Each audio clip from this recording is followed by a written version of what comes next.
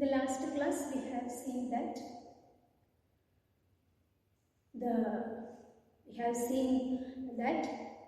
because of the spin orbit interaction there will be a fine structure splitting, or the fine structure of the spectral lines is given by the spin orbit coupling, or the interaction of the spin angular momenta and the orbital angular momenta.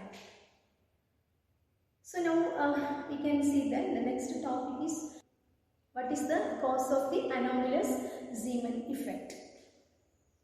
So for that we have to explain, or we have to know about the total angular momentum. We have to know about the term the total angular momentum.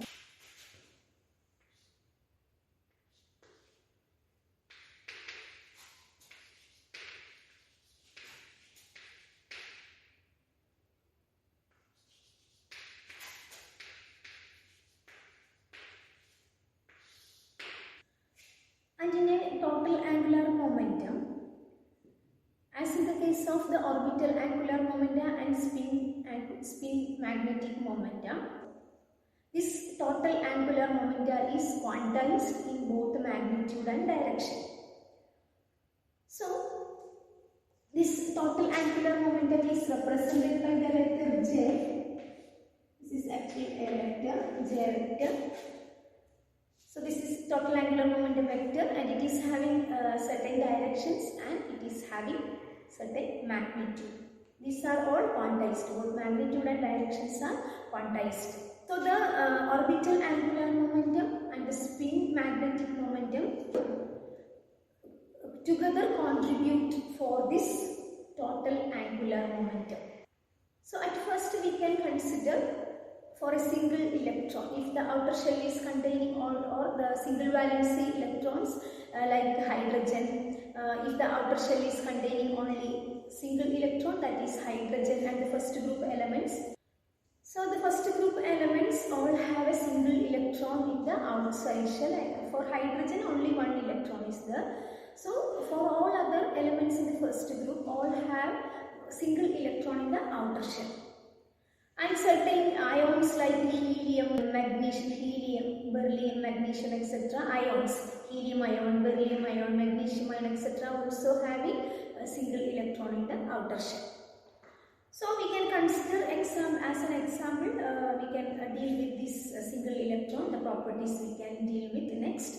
So now what is an angular momentum? The angular momentum is the vector sum of the orbital angular momentum and the spin angular momentum. That is, vector J can be written as it is the vector sum of L and S. Capital S, you have total angular momenta S and the total spin angular momentum S. Total orbital angular momentum L, then J is given by J is equal to L plus S. As in the case of L and S, this J is also quantized, and the magnitude of this J can be given as square root of J into J plus 1 into H cross. So you can see that the magnitude of L is given by root of small l into L plus 1 H cross. The magnitude of S is given by the spin angular moment S is given by S into small s into S plus 1 H cross. Like that, the magnitude of this J vector, the total angular momentum vector is given by J is equal to root of J into J plus 1 H cross, where J can take values. J will take values L plus S, where for S can take two values, either the plus half and the other is the minus half. So this will be equal to L plus or minus half. So J will have values L plus or minus half. Then depending upon the value of L, you will have the total angular momentum, the magnitude of the total angular momentum. So if L is equal to 0, that is for S orbital. If L is equal to 0, then J will have only a plus half and minus half, two values will be there. Similarly, you can write the component of J along z direction is given by mj into h cross. Earlier you can see that ms into h cross and ml into h cross like that. So jz is given by, the magnitude is given by mj into h cross, where mj will take values. What is the value for ml, that ms, etc. You can know, ms is having plus half and minus half, ml is having minus l, etc. up to plus l values will be there for ml. So like that here, minus j, then minus j plus 1, etc. minus 1, then j. This is the value of j values. You will have minus j plus 1, etc. up to j minus 1 to j. This is the value for mj. So this total angular momentum is the vector sum of the L and S. The magnitude is given by root j into j plus 1, where j is having value L plus or minus half. Then this one jz is given by the magnitude, the component of j in the z direction is given by mj h cross, and mj is equal to minus j plus 1, etc. up to j minus 1 to j. But you know that L, S and J are, these three vectors are quantized simultaneously. J is quantized in both magnitude and direction, S is also quantized and J is also quantized. So we have only certain values for the J. Since J, S and L and also J is quantized, we cannot take all values for J. There should be only limited values, or there should be some values for certain values for J because of the quantization of L, S and J. In the case of single electron, there are only two possible orientations, and in general we can write the two orientations are: J will take values, J will be equal to either L plus S. Then in this case J will be greater than L, and the second case L minus S, and in this case J will be less than L. So this is actually J is given by this value magnitude, and L is given by root of L into L plus 1, something like that. So if you are taking the total value L plus S, means J should be, this magnitude should be greater than L, and if you are taking L minus S, then you will have a small value for J. So this magnitude of J will be less than the magnitude of L. And if L equal to 1, for an example we can take L equal to 1. If L equal to 1, then J will take value either L plus half, L plus S, that is L is 1, that is 1 plus half, that is 3 by 2, or J is equal to L minus S, that is 1 minus 1 by 2, that is 1 by 2. For the first case, if you are drawing the angular momentum, the total angular momentum, the vector, that is we have to first calculate the L.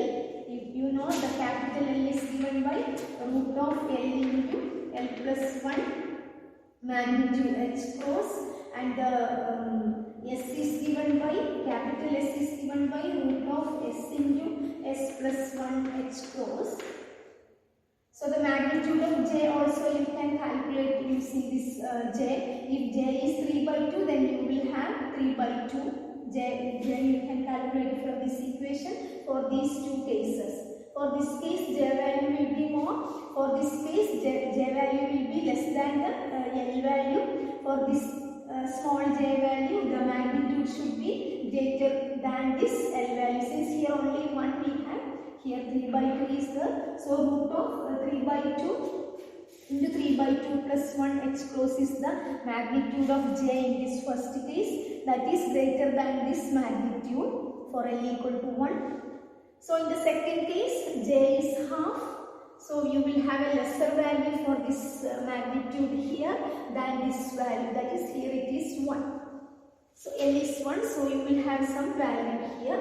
So you can see that in the first case we can draw the direction or the orientation of this or the sum of these two.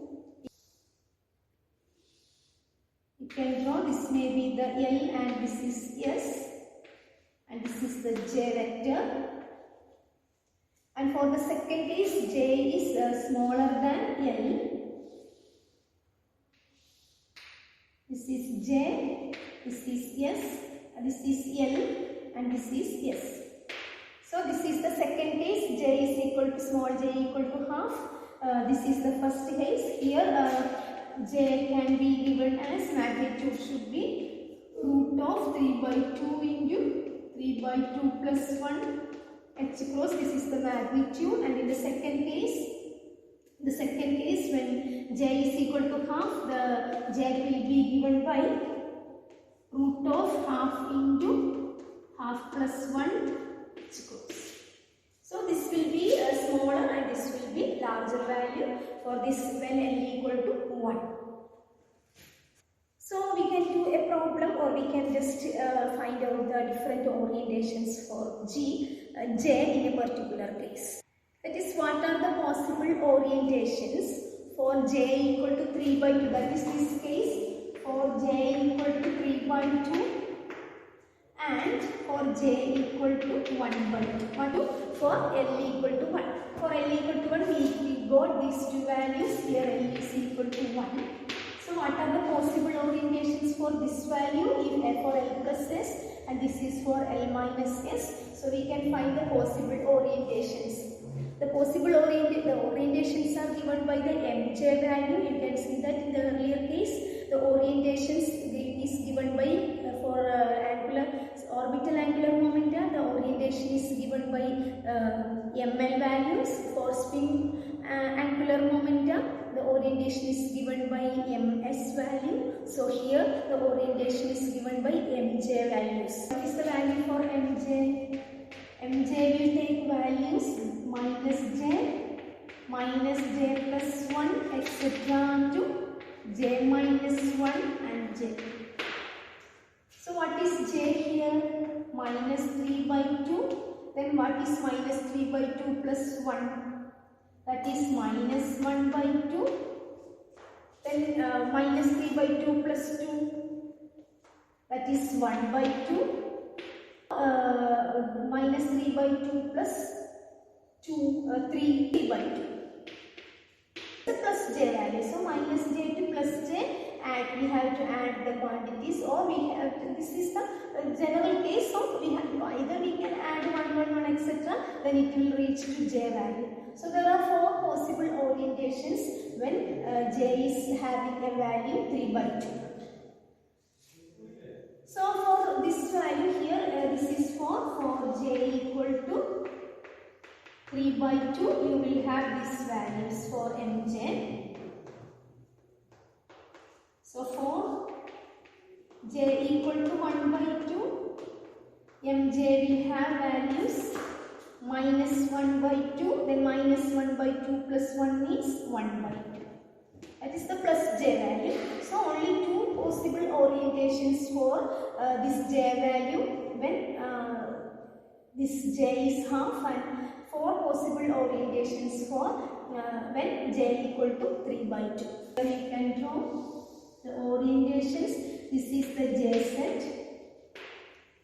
Orientation of the z component, that if the magnetic field along the magnetic field direction j set. So what is the magnitude of the total angular momentum? This is the orientations. If j equal to 3 by 2, for j equal to 3 by 2, the magnitude should be given by root of 3 by 2, that is j into j plus 1 into h cross, that is root of 3 by 2 into 3 by 2 plus 1 h cross, which is equal to root 15 by 2 h cross. So for the first case, when j equal to 3 by 2, the magnitude is root 15 by 2 h cross.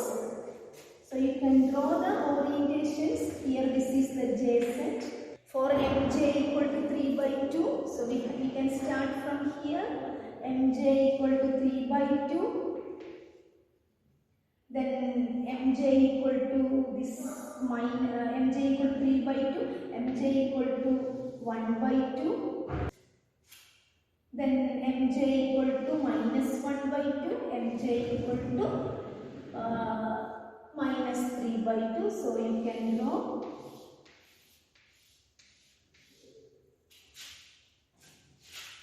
You can draw here. This is mj equal to 3 by 2, 1 by 2, minus 1 by 2 and minus 3 by 2. 3 by 2, 1 by 2, minus 1 by 2, 3 by 2, and the magnitude of this is given by root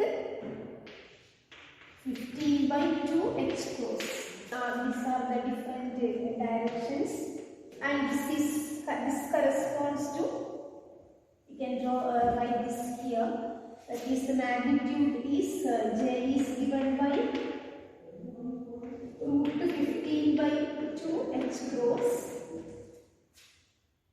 So this corresponds to the jz value. What is the jz value here? 3 by 2 h cross. This corresponds to the j value mjz. That is the jz value is actually mjh cross. That is here 1 by 2 h cross.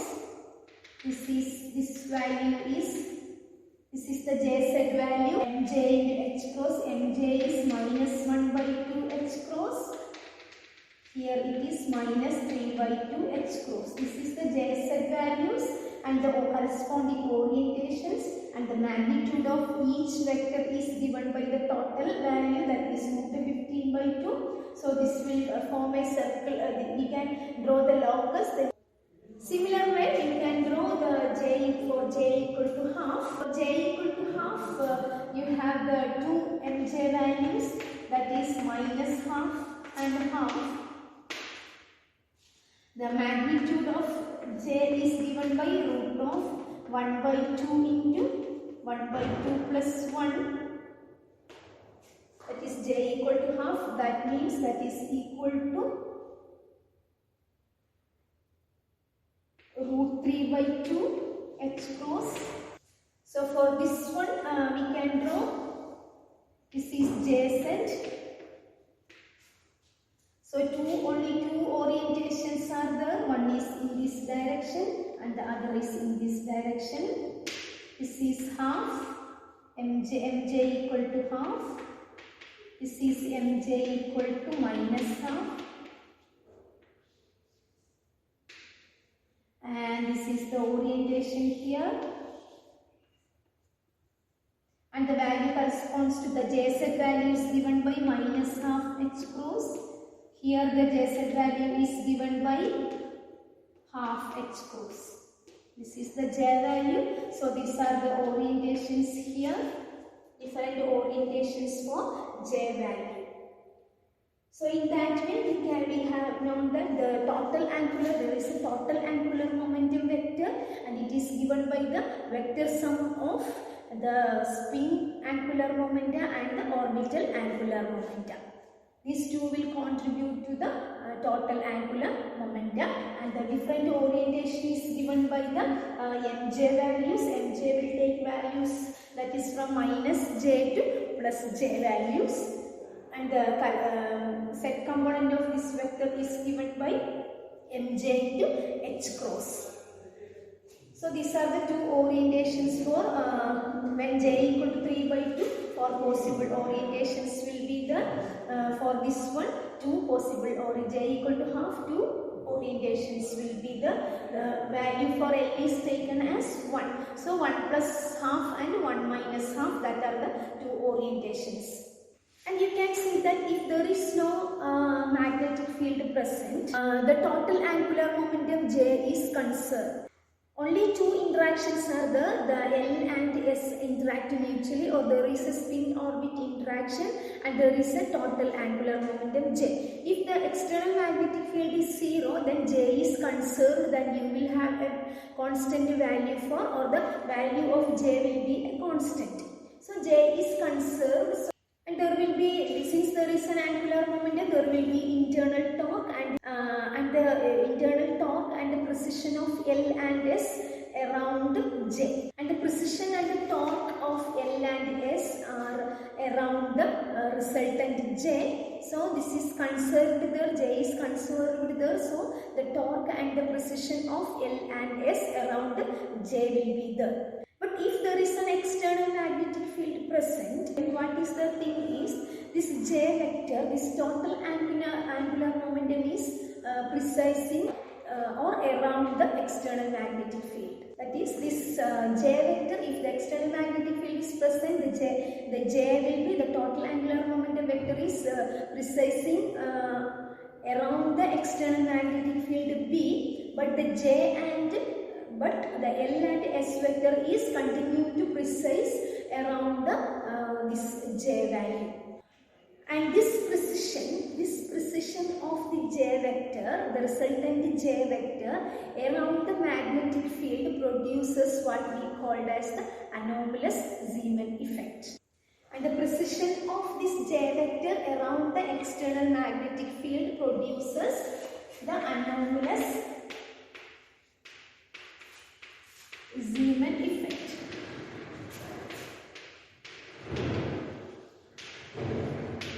This will give the anomalous Zeeman effect, that because of the presence of spin, we have spin orbit interaction, and due to the spin orbit interaction, we will have a total angular momentum vector J, and if the external magnetic field is present there, this J vector will precise around this external magnetic field, and this precision will give rise to the anomalous Zeeman effect. And the spin orbit interaction, that you can see that earlier, that will produce the fine structure splitting, that the spectral line will split into two components. One is having a higher potential energy, that is plus mu BB, and the other is having a less energy, that is minus mu BB. The difference between two spectral lines will be 2 mu BB. That we have learned in the last class for the spin orbit interaction. So because of the spin, you have both, you can explain, or since spin is there, we can explain both the interactions, or both the fine structure and the anomalous Zeeman effect. So if there is no magnetic field, we can see that the precision will be like this. This is the J here, and you have the S here. This is S actually.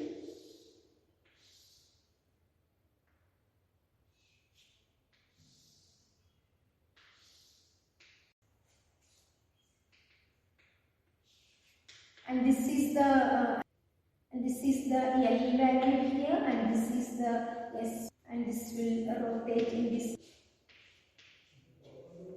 And this, both the S and L, this will make cone here, and about J, this L vector is precise, or it will revolve around, or it will precise, the torque will precise around J, and for S also it will precise over around this J, so it will make some cone for this angular momentum, orbital angular momentum, and this will meet it here, this will come and meet here. So for J also, we have this will also precise around this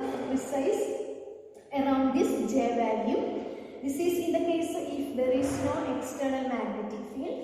So if there is an external magnetic field, the picture or the orientation is entirely different. So it will be a very wide one. This is the J1 here. So this is J,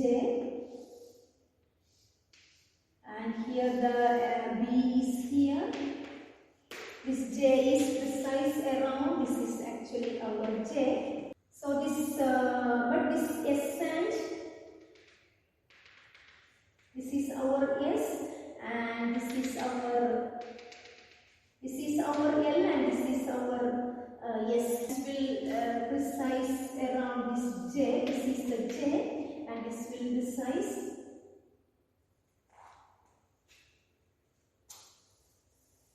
Draw like this, and this is the J here. So this S is here, L is here, and our S is here,